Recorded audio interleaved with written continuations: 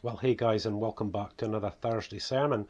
And again, still in the house. I usually call this garage sermons, but it's pretty cold in Scotland at the moment. But getting a bit milder, so I might get a few more done out in the garage and out and about, and maybe the church setting and stuff, But for now, we're nice and cozy in the house. But yeah, we're getting on through them now, really getting going. And of course, with the sermons, we're just focusing on this particular series called Just Jesus. And the idea with this is, you guys, is that I want to present, especially to those who maybe don't necessarily believe, the true view of God, the true view of and you see it in the Gospels about Jesus. And guys, sometimes it looks as though God's word and the things like God, it's real old-fashionedy stuff and whatever. Oh my goodness, you guys! Do you bring this stuff into the modern world, into your modern life? Just wow, you guys! Seriously. It never changes. You can depend on it so much. You can depend on him so much. And in a lot of respects, guys, that's what I'm trying to prove through these particular sermons at the moment. But it's great for me as well. It's always great as an experienced Christian to go back to the Gospels, and have a real good look through, because Jesus said, if you've seen me, you've seen the Father. I am his image. I do everything he asks me to do. I do everything in thought, word, and deed, according to the Father. So you really see who he is. And guys, I just really hope that through these sermons, you will, if you don't necessarily believe it, you will see Jesus. You will see that there's a real Jesus. There's a real something. This isn't just a belief system. This is a real relationship with a very real God. And of course, so far as well, you guys, I really hope to show you this real tender, kind side of God, that tremendous understanding and that tremendous love. For us, it's just absolutely tremendous. And again, you guys, Jesus can transform your life. He can transform your life from anything, bring you out of anything, change anything. This is what he does, and he still does it today. So guys, I really wanted to touch on another side of Jesus that I think that probably most people know, and most people have heard this account. This is a little bit further on from where we're at. But it was the bit when Jesus goes into the temple and starts chucking over the tables of the money changers. And you see that righteous anger. There's a real anger there. You see it. And of course, earlier in the Gospels, Jesus talks about, not being angry with your brother and all these sort of things. But in this particular situation, this was righteous anger. This was directed in the right way. And that's what I was really wanting to show you tonight. Instead of taking that example, because everybody knows that one, I want to take you back to a part in Matthew chapter 23. And again, it's some of you might be quite familiar, but guys, this was a particular portion of the word that really shows us that real righteous anger Jesus had towards people that were around him. Okay, the money changers, you get that. They were in the temple and they were making cash and just extortionate the way that they were doing things. And to Jesus, this is my Father's house. Out. And he saw that. He was like a crazy person. But back here, he's teaching. And of course, guys, when Jesus taught, there was always, a lot of people around, And back then, the way you taught was what they call the Socratic method. You'd preach in such a way to allow people to actually ask questions while you're preaching. And of course, if that was the case, then you really better know what you're talking about, because, these guys could rip you apart, this scribes and the Pharisees that I'm about to share. And these scribes and Pharisees of that particular time were the religious of that time. And one of the things about, they were very zealous for the law and for Israel and for God and the temple and all that sort of stuff. They'd not only taken the Torah and all the things of the law, they'd added other things on as well. And Jesus took real exception to this. And when you actually look at it, you really look at the chapter, you hear Jesus say more than once, scribes and the Pharisees, hypocrites.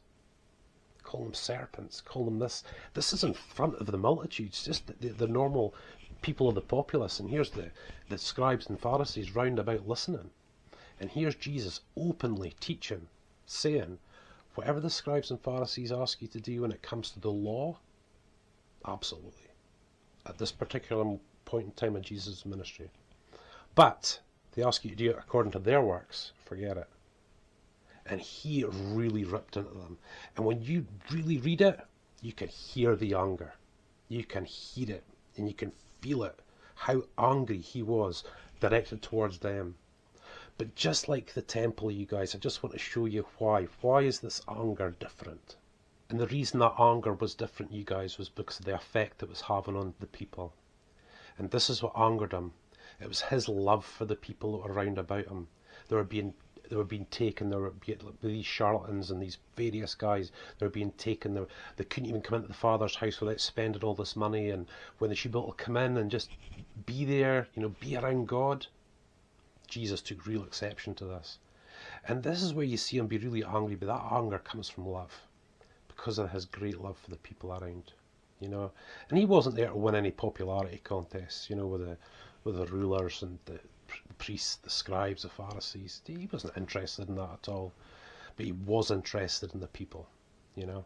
And I hopefully give you a, you know, especially if you're a Christian, is give you like a real golden rule, you guys, very much so, is that you rarely ever see Jesus getting angry with his followers. He understands they're learning. You very rarely ever see him get angry and almost non-existently when it comes to people who are maybe don't necessarily believe. But you see the religious, the ones that think they know what they're talking about, that are preaching and teaching and think they this and think they that. Boy, oh boy, I see it right there. And it's the same throughout, you guys. And do you know something, you know, years ago now, of course, you know, but the very first teaching season I ever got to preach was called The First Principles of the Oracles of God, and Growing in Grace teachings, and they're on our YouTube channel and whatnot.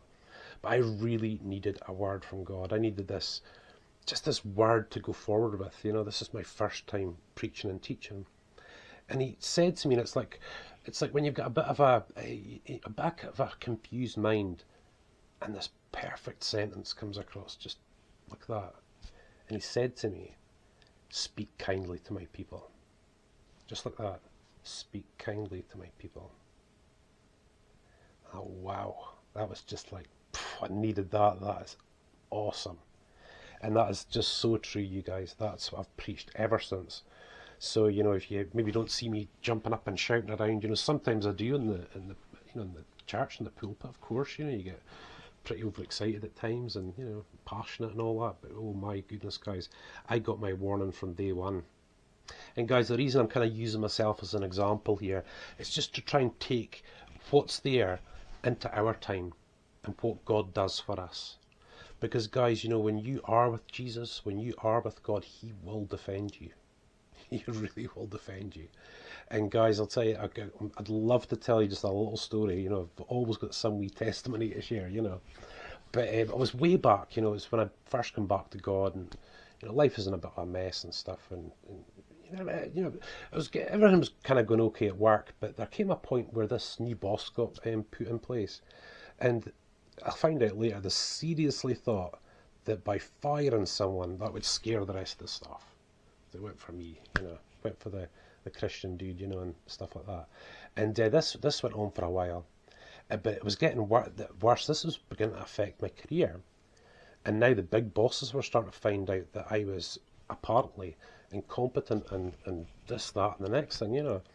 And it came to the holidays, you know, and I just thought, oh, stuff it, you know. And I was looking to God, and God kept saying, just submit.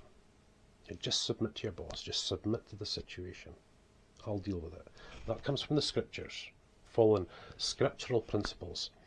And I came back after a 2-week break. I didn't even want to come back, but I knew, you know, go back. And when I came in, the big regional manager was there, and another manager, and the boss was over there, you know. And I thought, submit, I'm going to rip them apart. I'm going to rip them apart if they pull me into that office. There is no way I'm sitting down with this one, Lord. No way. I was going to take them out and rip them apart. But instead of taking that boss through, just the big bosses in the office came in and sat down. They could see that I was fuming and I was just ready to rip them. Job be damned, couldn't care less. And they just said, look, before you say anything, we'll know what's happening here. I was like, what do you mean, what's happening here? I said, we know that such and such has been lying about you. I was like, how do you find that out? And they said, because you were being blamed for something. That you'd done this and you'd done that. You were on holiday at that particular point. That's how we found out this person was lying about you. So wow, I couldn't believe it. And of course I've been praying a lot for this, and they just said, look, just go back out there, do your job, and we'll deal with it. It's right, okay. And I just went out, started going, and kind of looked across, and I could see the smirk, and I thought, oh boy, you just didn't care what's happening here, do you? You're in for a shock. And a bit later on, I was seeing the big bosses come through, and something, I started getting really concerned. And I was like, what is wrong? Why am I so concerned?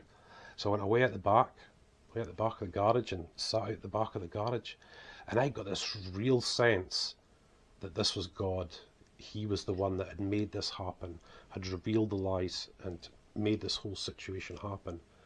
And for that moment, you guys, I thought, boy, oh boy, after security, I knew he was dealing with us. He was dealing with us through that situation. He was dealing with us. This went a little bit further. I'll just have to share this. But I sat there and I thought, hold on, I think I know God. But what happens if he does something to this person, like strike them with lightning or something like that? And I was looking to him, I was saying, well, Lord, if you're going to do something, please don't go and hurt them or something like that. You know what God said to me? And it was just so plain. And he asked me, what are you doing? And I said, I'm praying for my enemy. Have you ever seen that in the Word? Praying for your enemy. Wow. But guys, as Jesus was a part of my life in that time, he took exception to this. He took exception to the fact that one of his sons or daughters was being treated in this particular way. And of course, guys, it's very difficult for God to fix things if we don't follow him. And, in that particular situation, boy, I was all ready for a rumble. I really was, just no fear of stuff like that. But, if I just shut up, if I just said, I wish I'd just submitted. But it was a great learning opportunity for me. Guys, I hope you see that God's anger can be kindled, And this time, Jesus' anger can be kindled in such a way that he will act. And he will say something. That's the thing. Back then, you look at it there, Jesus was going to say something. Jesus was in the arena where he could get stoned for some of the things that he was saying. He still said them. He was more than willing to stick up for the people who couldn't stick up for themselves. And this is the great security that you find in God, you guys. As we look over all these different parts of who God is, the different ways that he acts, the different ways that he feels, And when you see that, like I'm saying to you just now, when you see that, boy, guys, that's where you start getting that security in life. And we were talking about happiness before. Happy are those. This is how you find happiness, even through trials like that. You find this great happiness and this great assurance. And guys, from that situation on, I've never really been overly concerned about these situations. I've been very concerned for the individuals that are doing it towards me. But concerned for them. Because I've seen God act. I've seen him act in my life and in the life of others. So I'm really hoping, as always, guys, that I'm presenting Jesus in the right light, and I hope you see that this isn't just some belief system or religion, it's this real relationship where things actually happen independent of you that you couldn't have made happen, and this is how God comes into your life. And of course, as you grow as a Christian, especially if you go into the ministry, you do reach a lot of opposition. There'll be people against you and hate you, goodness me. You get all that as well, But generally, you guys, this is what he does, in the life of a believer. He's there to stand up for us. When you're in that situation that you just can't know what's happening without being a mind reader, but he knows exactly what's happening. And guys, there's something very special in that security, that real comfort, the kind of peace that it gives to your heart. That's why pastors and preachers and Christians say that this is a living word. It is living, you guys, it's real. 2,000 years later, guys, it's still so real, so relevant today. Jesus is so relevant today. And again, guys, if you're one who's searching, I please hope that these and the sermons before you guys are painting that picture of God, of Jesus Christ, of who he truly is. And of course, if you look at a Bible and just read the same bits that I am, you'll see it for yourself. You'll see that I'm telling the truth. You'll see that this is what the Word says. And when you experience that in your own life, boy, oh boy, that's when the security comes. So listen guys, for now, thank you so much for watching. Of course, like I keep saying, we've got our Monday prayer video, Tuesday teaching, Wednesday worship, and of course this Thursday sermon. And of course I'm still in surgery rehab at the moment, you know, so I'm doing some motorbike vlogs and tours and trying to keep myself busy with projects and stuff for our Birnie Family YouTube, you know, and hopefully get a bit of writing done and all that sort of stuff as well, you know. So going through a trial at the moment myself, you know, but you know, God's got it, God's got my back, you know. So listen guys, thank you so much for watching, and God bless you.